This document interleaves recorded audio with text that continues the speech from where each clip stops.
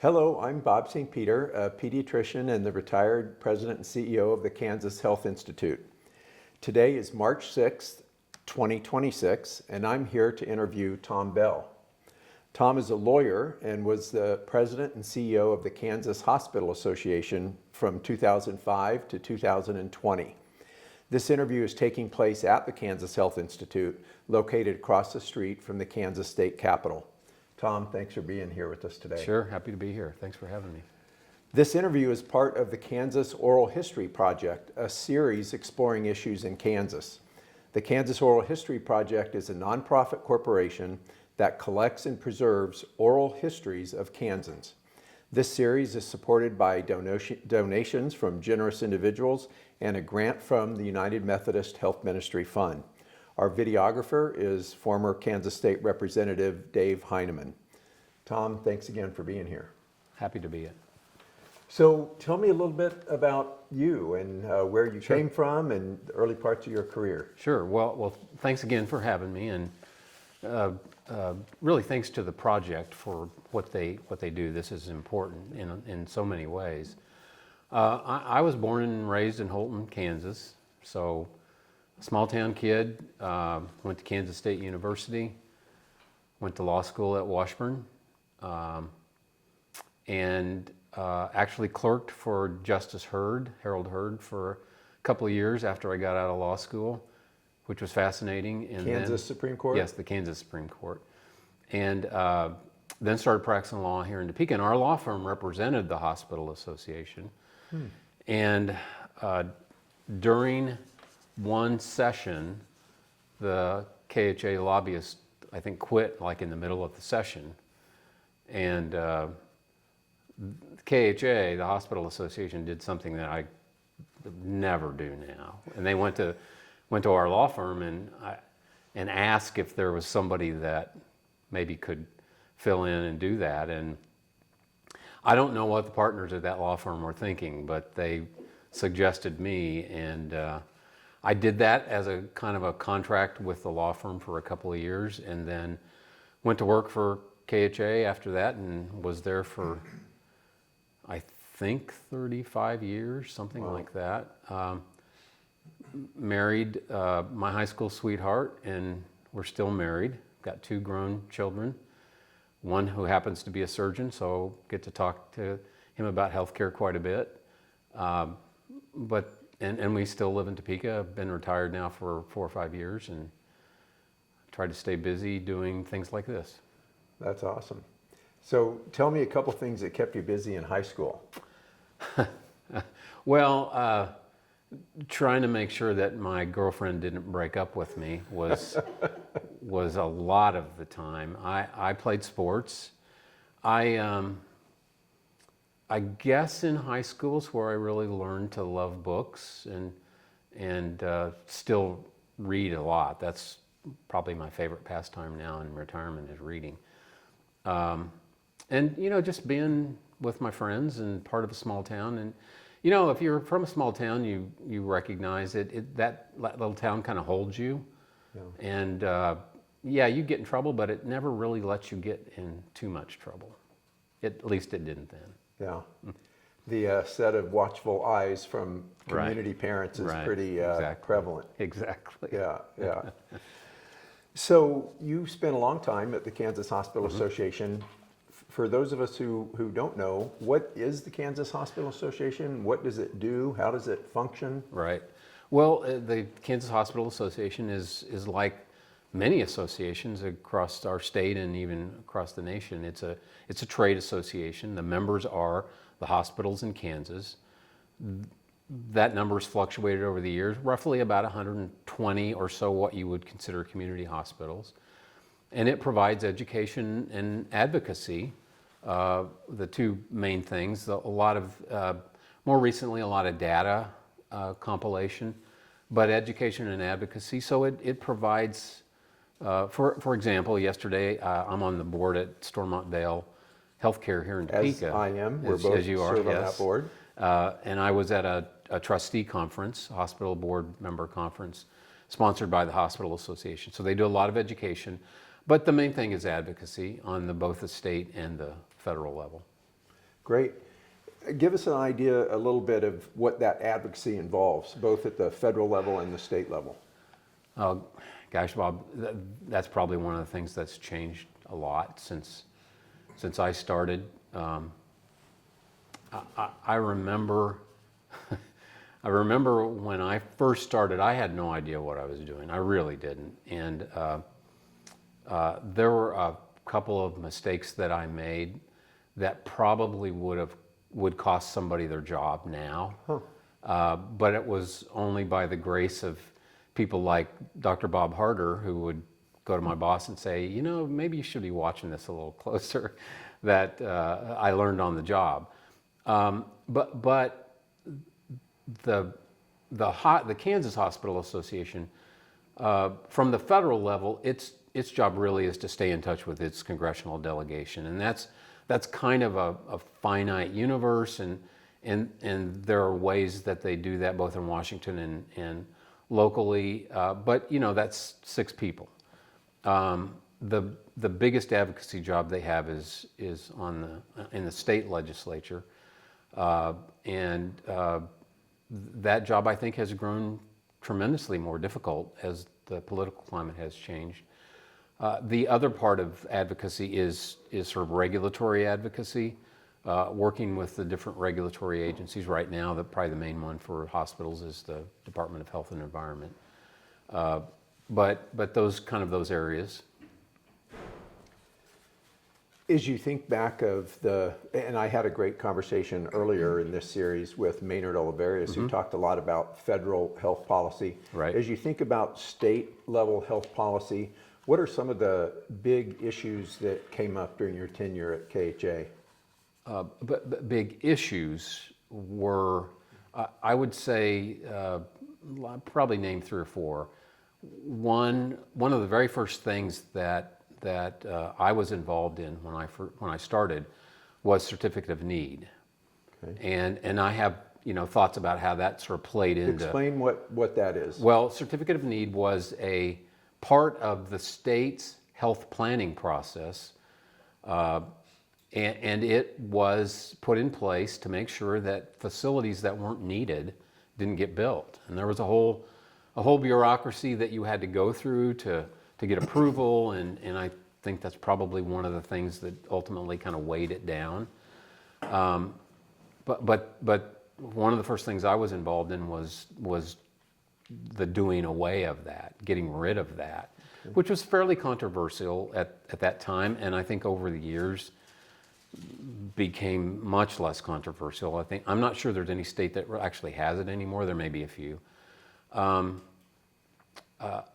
Another issue that sort of throughout my career at KHA was the idea of scope of practice of healthcare professionals, that sort of give and take, push and pull of the providers who had a large scope of practice, who resisted giving part of that scope up to other providers who were sort of working their way into the system. So physicians, maybe, and nurse practitioners, or good example, podiatrists, yeah, those sorts of issues. Good example, chiropractors, physical therapists, you name it. Okay. Whenever that the scopes of practice intercede, there's always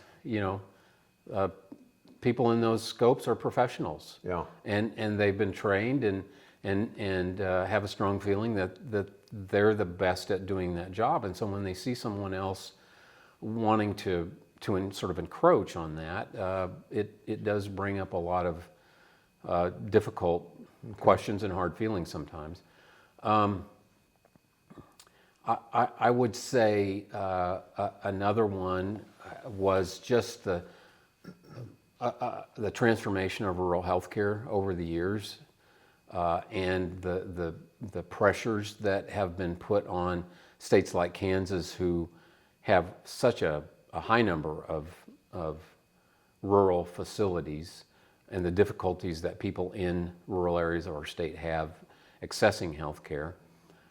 And with that, the change in healthcare employment or folks who go into healthcare, workforce issues that have just gotten more and more difficult over the years. It's really probably one of the top 2 or 3 issues facing anybody in healthcare now is workforce, and then probably the one that defines that period as much as anything is Medicaid expansion, and the opportunity that Kansas had that it never took advantage of, and frankly looks like probably never will take advantage of, that it just kind of squandered,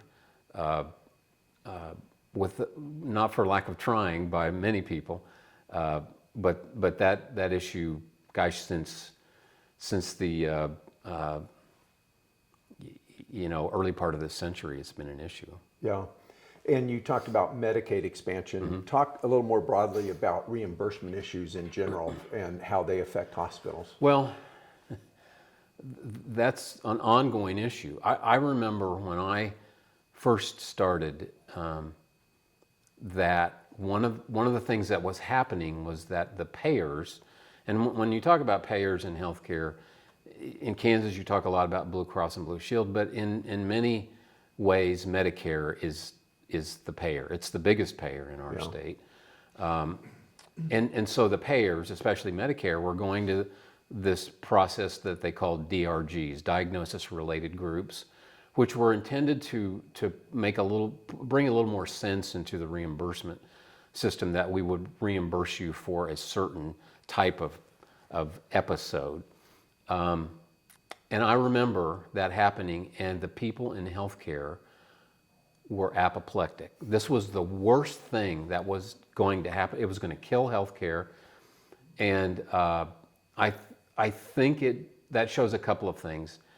Number one, that people in healthcare are very good at lobbying their elected officials about issues that affect them, but also that the healthcare system is extremely resilient about how it responds, and it will respond to the financial incentives that are provided to it. And that's what happened.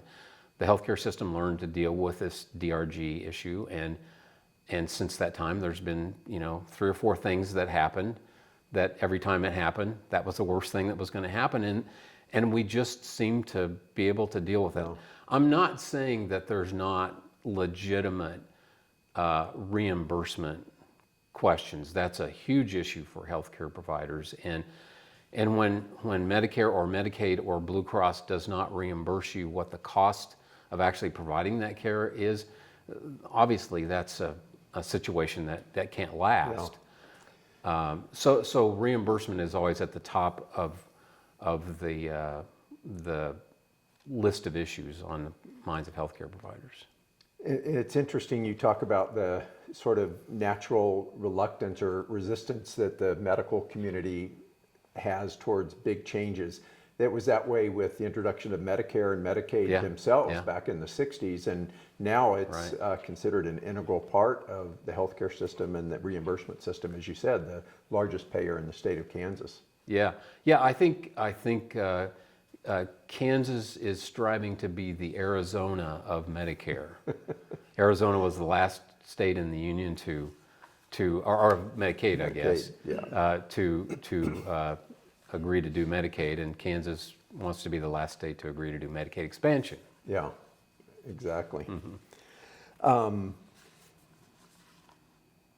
Reimbursement can affect different hospitals differently. Talk a little bit about how this issue plays out for large hospitals and small, medium hospitals, and then smaller rural hospitals. Well, one of the things that happened really in the course of the career that I had at the Hospital Association was a pretty major change in the way we reimburse hospitals, and we meaning the payers, the federal government, Medicare mostly, decided that we wanted to find a way to reimburse the smaller hospitals at a level that would allow them a better ability to stay afloat. In other words, those littler hospitals don't have the volume that the bigger hospitals have, which helps those bigger hospitals maybe make up for some of the lack of reimbursement. And so what the federal government did was essentially to say to the small hospitals, you tell us what your costs are, and we'll reimburse you those costs. That definitely was helpful, and I think that was kind of the impetus of the Critical Access Hospital program, which is a program the feds put in place to single out the smallest hospitals and say, tell us what your costs are and we'll reimburse you. Now, they don't reimburse every single cost that you might give to them, but that was the point. And then the larger hospitals, theoretically, were left to still be able to negotiate with insurance companies because of the volume that they have. And Kansas is sort of uniquely engaged in that program of critical access hospitals that you talked about. We've got more critical access hospitals than any state in the country, and that's on an absolute basis, not adjusted for population. Talk a little bit about that and the role of the hospital association. Well, the increase in the number of critical access hospitals really happened about the time I started working at KHA. And in the beginning, they set up this system that I'm going to not say exactly correctly what the rules were, but essentially, if you are further than a certain mileage from another hospital, I think it was 35 miles, then you can be a critical access hospital. In other words, if there's no other hospital that close to you, you're kind of on an island and we're going to let you have that status. But when they did that at the very beginning, they said, and states, you have, I can't remember how long, maybe a year, you have a year or so to let other hospitals who might be within that mileage, you can designate them as critical access hospitals. And Kansas did a tremendous job of doing that, and to the point where, like you said, we have more than any other state. Most of our hospitals, by a large majority, are critical access hospitals in our state, and that has created kind of a system of different tiers of critical access hospitals. You have some that are very, very tiny. And then you have other critical access hospitals that are in what would be considered in Kansas to be larger cities, like Emporia, for example, Atchison. Yeah.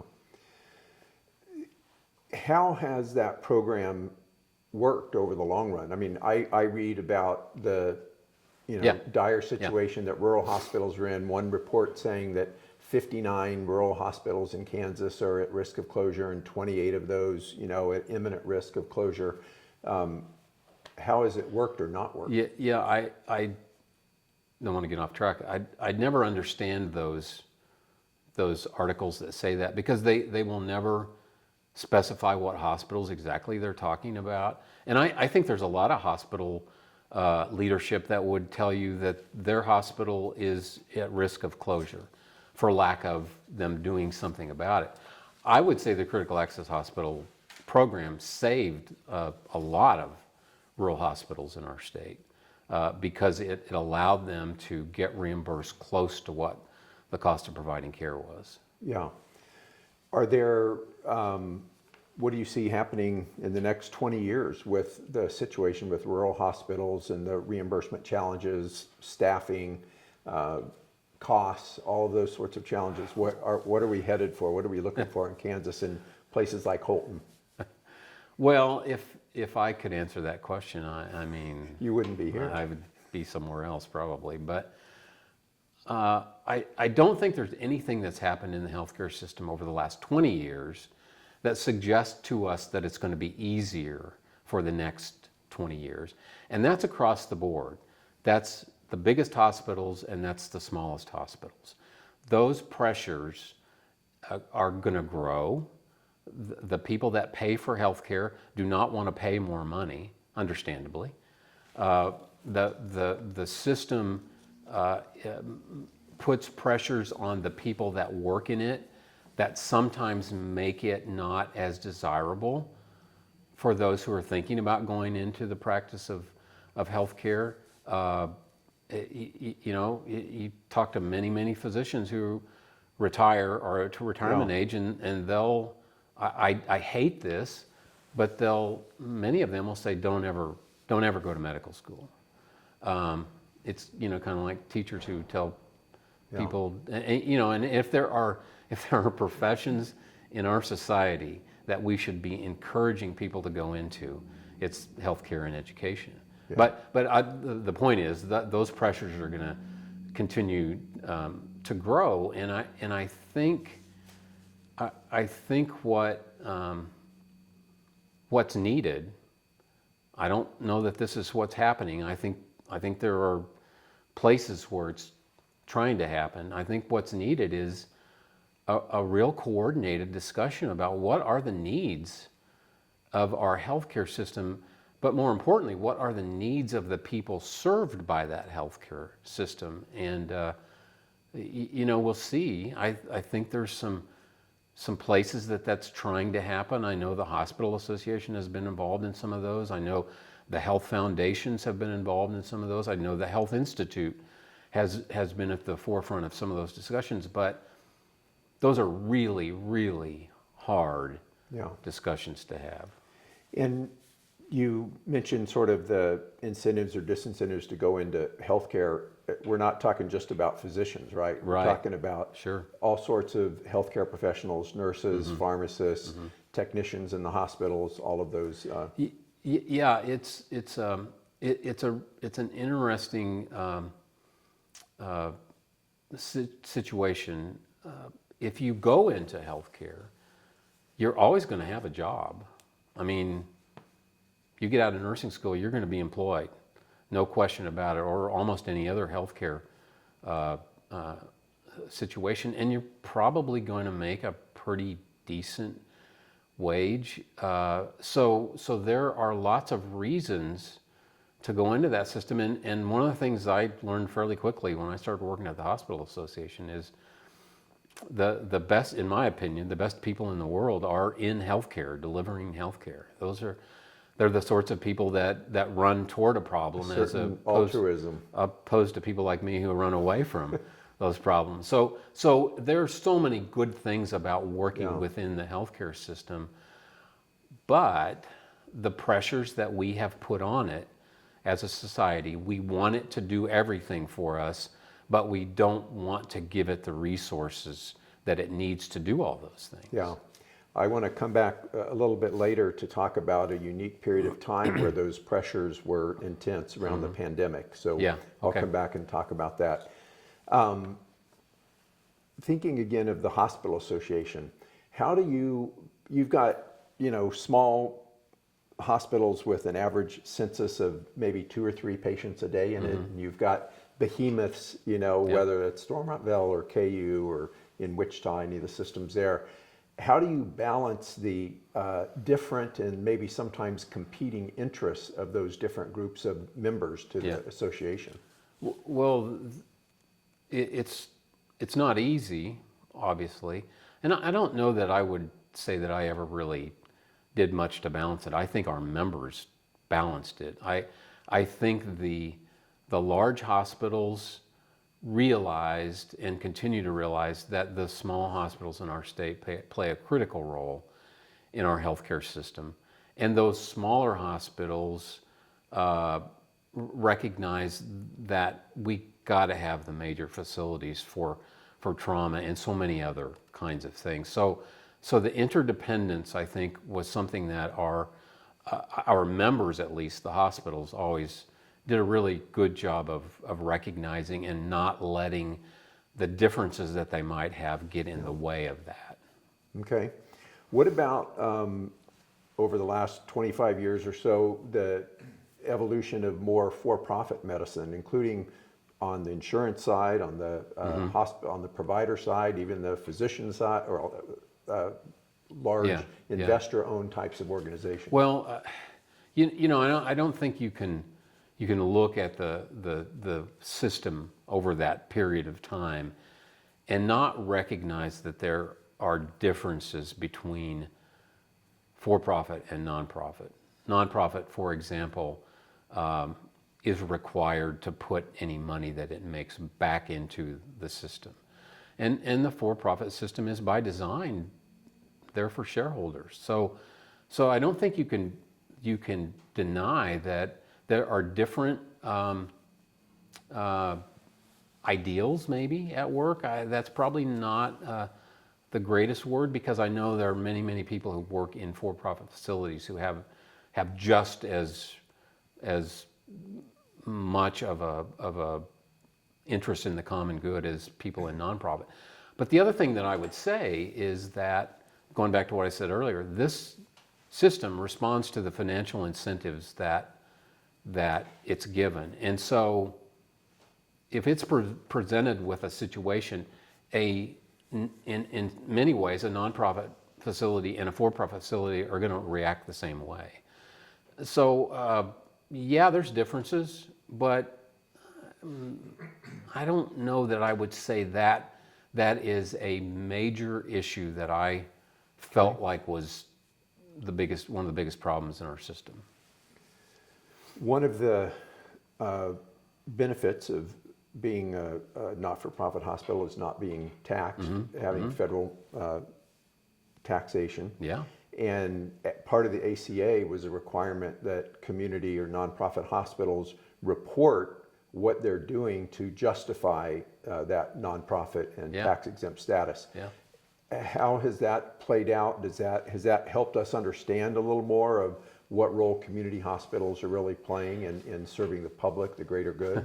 Well, I don't know. I really don't. I know the thought there was good. The purpose was good. I personally have always thought that for any nonprofit who is tax exempt, we should say to them, you show us how much benefit you provide, and if the benefit you receive is above that, you're going to get taxed on that difference. That will never happen, and probably something I couldn't have said when I was working at the Hospital Association. But I just think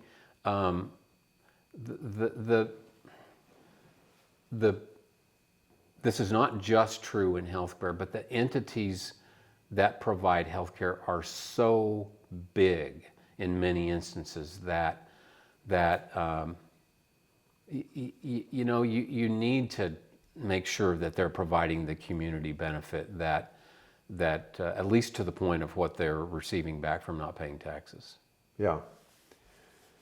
It can sometimes be difficult to measure. Yeah. Oh, yeah. As you No know. question about that.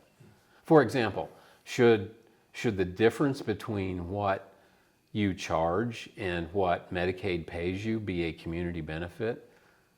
I don't know the answer to that, but that's a pretty big gulf. Yeah.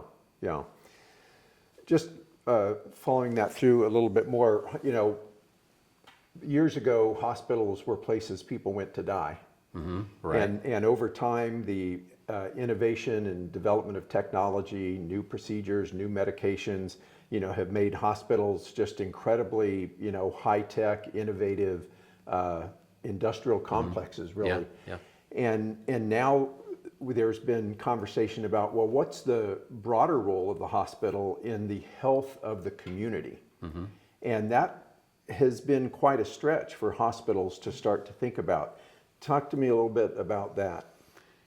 It's true, everything you just said, and I've kind of witnessed it. But it's true with so many institutions in our society. You look at public libraries. They're not even close to what they used to be. When I was a kid, you went to the library and checked books out, or you went and sat in the corner and read. And now they're community centers, and they kind of have to be. And that's happened with hospitals as well. I think hospitals who are thinking about the future are thinking about how can we serve the community. Not that they haven't in the past, but they really are now, and that's a good thing that they've been put in that sort of position.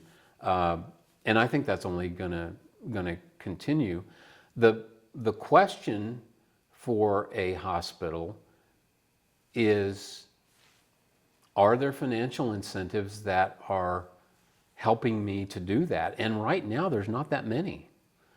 We talked about going to a system where we would reimburse providers based on what they call population health, or take a big group of people and we'll give you this much money, and if you do a really good job keeping them healthy, you can keep the difference. If not, you have to pay for their hospitalization, and we just haven't done that much of that. If we truly had a system like that, it would really provide an incentive to do more community. The idea is a good one, many people would argue, but coming up with the methodology to actually reimburse consistent with that is extremely difficult. One of the themes that we're talking about in all the interviews in this series is the health of our state as a whole. And I know you've heard many, many times the state health rankings, America's health rankings that come out from the United Health Foundation. And back in the early 90s, Kansas at one point was the 8th healthiest state in the country based on the criteria in that ranking. And we've fallen to where now, the last year, Kansas ranked 27th. And I always want to point out that it's not that health in Kansas has gotten worse. Most measures of health we're doing better than we used to, but we're not gaining as much as quickly as other states. So our relative position has fallen. But what do you think about that, and what role have hospitals played in that, or can they play in trying to get us back up to a higher ranking? Well, I don't think it's good that we've fallen. But that's about as much of an answer as anybody can give you, I think, and then go into their opinions about it. It's a really, really difficult question. I think part of it is, what are those rankings, and how legit are they? But other states are measured by them as well. I feel like, like I said earlier, one of the first things that happened when I came to KHA was the dismantling of the CON system, Certificate of Need. And in many ways that needed to be done. It had kind of become burdensome, cumbersome. But I think that was the beginning of us as a state abandoning the idea that we would ever have a state or a coordinated healthcare policy. And you've seen us over the years. We kind of tried to do it. But we failed. We once had an agency that really had all the healthcare issues in it, SRS, Social and Rehabilitation Services. I thought you were going to go to the Kansas Health Policy Authority. Well, we had, and that agency was for a long time run by the same person. Worked for both Republicans and Democrats, Dr. Bob Harder, and there was a semblance of a policy there because they were so involved, and we had some other policy planning things going on. But we divided that agency up, and there's several agencies that have what SRS used to do. I don't know if that's a good thing or not. Then we came up with this idea of a Kansas Health Policy Authority, which would be a policy body that would kind of be in charge of our state health planning, our state health policy. But we couldn't agree on that. There at the beginning it was a good idea, and then it wasn't, and then maybe it was again, and then it wasn't, and we abandoned that. And you look at over the years, there's just never been any appetite to create a statewide plan. Yeah. I think there are people who maybe would argue that there's some of that going on, but not in a coordinated way across different kinds of sectors. And so we've created this non-system, it's bifurcated. It has hundreds of different parts to it. It has parts that are fairly well funded. It has parts that are tragically underfunded. It has parts that don't talk to each other. And I can't help but think that has played into it. There's obviously other things that have gone on in terms of our society and how we've dealt with things. And so I mean, in terms of the people of our state, I don't necessarily feel like we've, as a society, done any worse job than any other state. I'm not saying we've done a good job, because we're overweight. We have we do things that aren't good for our bodies. We're too stressed. You know, you can go on and on. Yeah. But at the same point in time, we as a state have not shown that we have an appetite to try to work together. And, you know, that's kind of goes with the political system. Yeah. And any sort of planning that's not good anymore. Any kind of government involvement, that's a bad thing. And I you know, it's one of the sort of sad things I think that's happened over the last 25 years, that we've decided that government really can't do much for us. And I think that's true in some cases, in many cases, but I think that has caused us to sort of throw out the areas that it really could be helpful in. Yeah, and some states are known for being a little more proactive and coordinated at the state level of doing health policy planning, but you wouldn't put Kansas in that category. I don't think Yeah, so. I don't think would we even have agree. the apparatus to do that Yeah. anymore. You mentioned one of the roles that the hospital association's gotten more and more involved in over time, and that's making data available to have a system and understand how your system's operating, and how the changes you're making are affecting the system requires good data. I don't know how interesting some people may find this, but I want to talk at least just for a minute about data. And I remember the early days when I came back to Kansas, there was a group that was trying to coordinate data issues in the state, and the doctors and the hospitals were absolutely, you know, adamant that no data should be released and provided, and we don't want comparisons and all that. Where are we now in that? My dad needed to have a surgical procedure, and you know, we were all trying to figure out, well, what would be the best hospital to send him to. And this was a few years ago, but not that long ago, and it can be hard. Yeah. It's what a difficult question, and I'm one of those people that's really not that interested in data. I know you know more about data in Kansas than most of us have forgotten. But what I would say is that it's a great example of the way the system works, that I think it's changed, and I'll mention that in a minute. But that providers or sectors feel threatened sometimes by those sorts of things, and they push back against it. And I think what you explained was a perfect example of that, which I think is interesting, because people in healthcare, especially physicians, are science-based. Yeah. Give them facts and they will act on it. Give them the evidence. That's what they want. Yeah. And I think we've become much more comfortable with providing that evidence, having that evidence, acting on the evidence. Maybe the healthcare system has been forced into that a little bit because of the explosion of electronics or electronic information, electronic health records in healthcare, and the advent of AI, which, you know, we're kind of in the middle of, and who knows where that's going to go. Yeah. But I think I feel like that's an issue that probably if we haven't gotten over the hump on it, we're close. Yeah.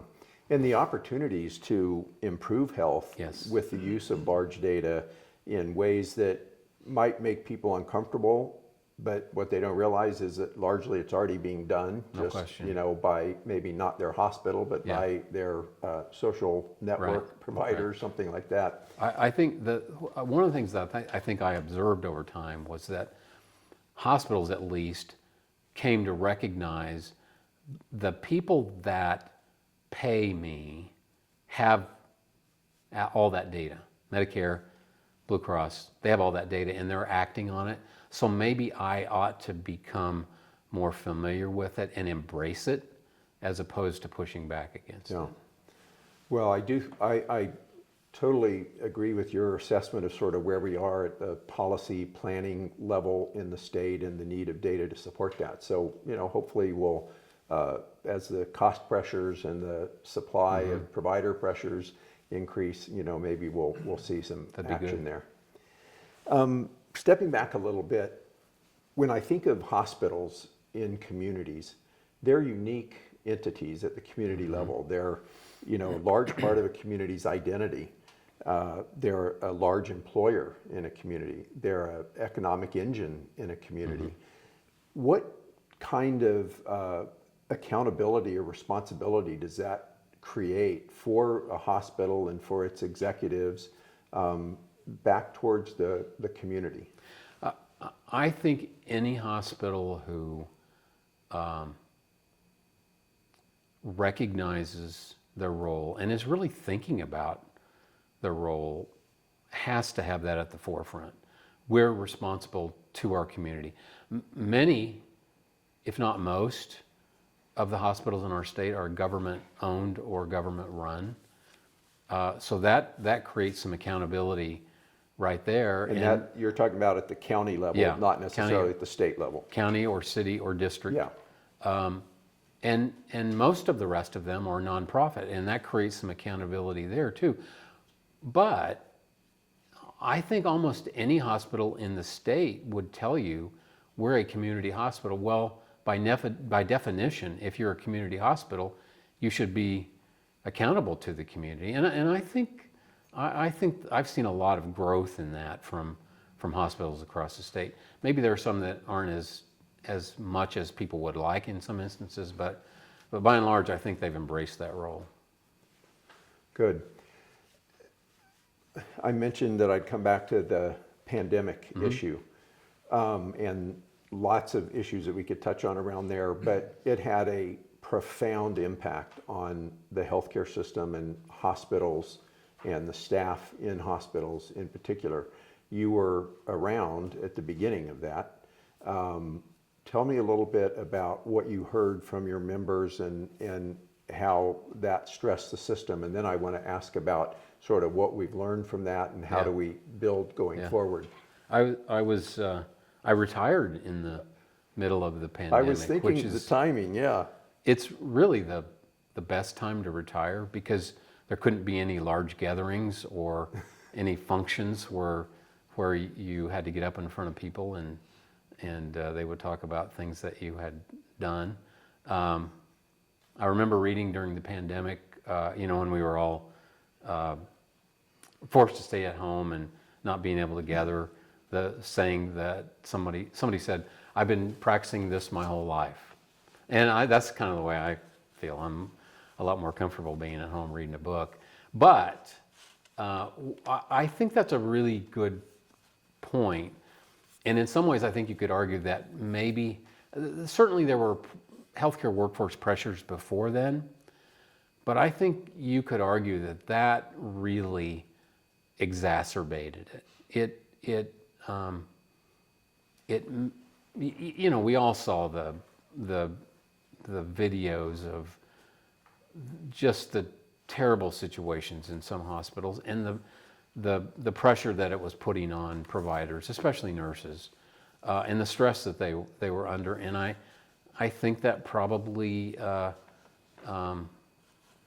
helped create a narrative that this is a system that maybe I want to think twice about going into. Yeah. As a profession, as a career. As a profession, yeah. Yeah. You don't have any choice about going into it Yeah. as a patient sometimes. Yeah, although there's some evidence that people avoiding going into the hospital during that period of time had some bad outcomes as well. Yes, and I think we've learned so many things about how we handled that and maybe I don't want this to sound wrong, maybe overreacted a little bit in terms of not allowing ourselves to get together and some of those sorts of things, but it put a tremendous amount of pressure on the healthcare system, especially those secondary and tertiary facilities that had ICUs, for example. Yeah. There wasn't enough room, and families couldn't talk to their loved ones who were in the hospital. It was just I feel like we would really try to handle it differently.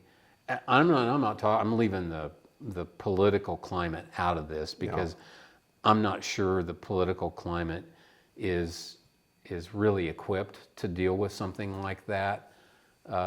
Again, I think it kind of proved that in the first instance it really wasn't.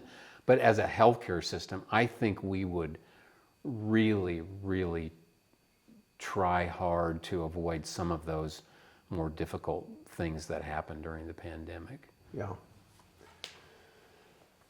But I would say the other thing that I think that came out of the pandemic that I think is terribly unfortunate is it undermined our public health system in a tremendous way.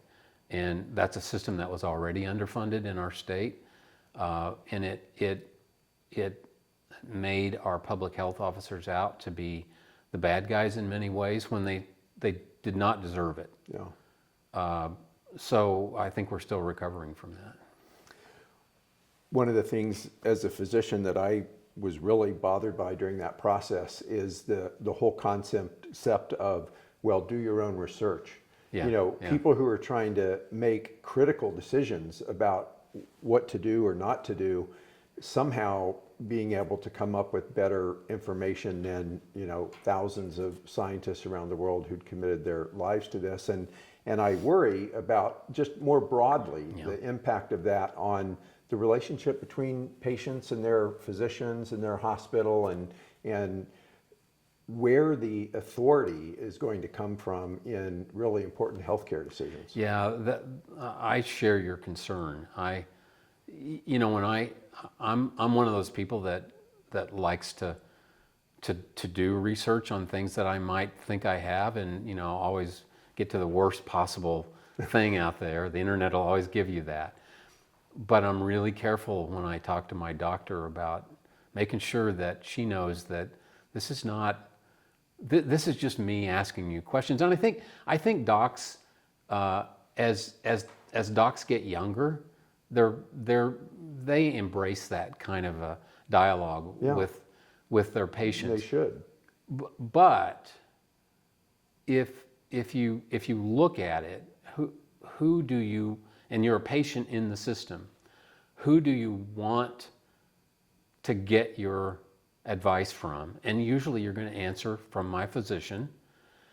And if that's the case, is there not a better place to look for advice than a large group of physicians, like the American Medical Society or the Pediatric Association, or there's dozens of those.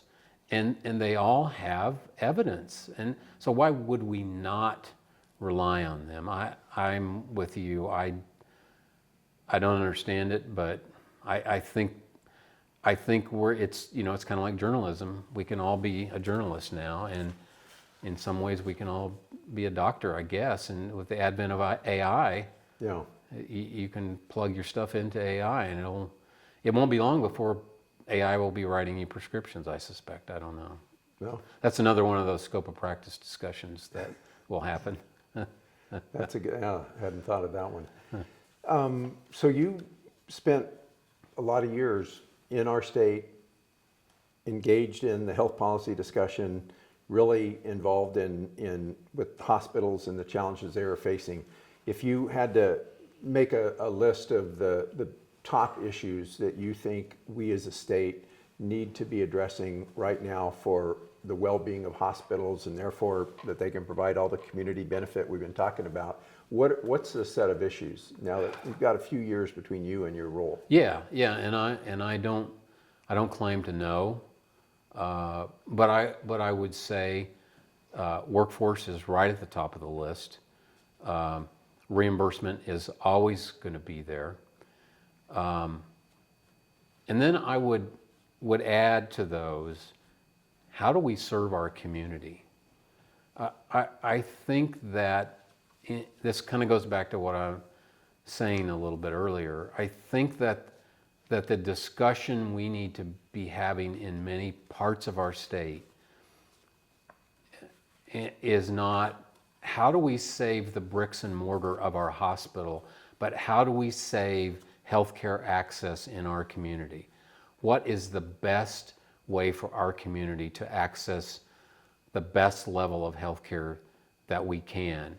And in some instances, that means we need to upgrade our hospital. We need to add a wing. We need to provide more services. And in some instances, it might mean our hospital, our building, should be more of an emergency room, a clinic, a community center type place. That's a really hard discussion to have on a community level. Yeah. And I get it. I mean, if I'm in a small community and somebody from Topeka is telling me that I should close my hospital, my response is, who are you to tell me how I should spend my property tax dollars? Yeah. But I also think that that's the right discussion to be having. And the best way for it to happen would be for the people in that community to make the decision about what's best for them. And if they decide they want to build a brand new hospital, then that's up to them. But it's just a discussion that needs to happen more often. And they're difficult conversations, Yeah, as you said. absolutely. You're a lawyer, and Barely. yeah, you have background as a lawyer. Kansas has an interesting approach to malpractice issues. Just talk a little bit about that. I probably should have listed that as one of the biggest issues I was involved in. But as I've looked back, I don't necessarily. I mean, it is a healthcare issue, but it's much sort of beyond that. It has to do with the way our tort system is set up. It has to do with the courts and access by plaintiffs and defendants. But that was a huge issue in our state, and there was a lot of evidence that again, when I first started, and this was in the early 80s, mid 80s, that medical malpractice insurance premiums had grown to a level that it was keeping people from going into the healthcare system, and it was keeping our state from recruiting physicians who Certain might specialties in particular. Yeah, who, for example, would deliver babies. Oh. And there were numerous examples of hospitals that decided they weren't going to deliver babies anymore because of the malpractice insurance premiums. And so our legislators were very responsive, and this was a really difficult issue for many of our legislators who were really conflicted, I guess, or had trouble weighing the balance between the rights of a person to access the court system and to be reimbursed for wrongs that are done to them, versus the needs of our society to access health care. And we passed some laws that tended to limit non-economic damages that a number of states, we were probably one of the first states that did it, but a number of states followed suit. I think there was immediate help from those laws, but that system has changed a lot over the years, and I don't know that people would say it's the same kind of crisis that it was back then. Did you serve, or are you serving now on the oversight No. board for that? Not anymore. But you did at one point? At one point in time, Yeah, I was thinking that. I did. And that's a good example of Being proactive in the policy development. Yeah. exactly, of the state stepping in and providing what was essentially an insurance company that would provide a level of insurance that just wasn't available at that point in time. I think there's a question now about whether, given where the system is, do we need the state to be involved in providing malpractice insurance anymore? Probably get in trouble for saying that, but I think that's a legitimate question. Can the private market handle the entire levels malpractice insurance Yeah. needs. Yeah. Well, it's hard to imagine talking about health in Kansas and how healthy we are as a state without bringing in the hospital perspective. And I really appreciate you taking the time to be here. I'm happy to do it. I think one of the things that this became clear to me as I worked for hospitals is that the hospital perspective should be the perspective of healthcare in a given community. And again, we've talked about this. I think more and more hospitals are getting to that place. So what's good for a hospital ought to be what's good for a particular community. Awesome. Well, thank you, Tom. Sure. Happy to be here. Thanks for Appreciate having it. me. Okay.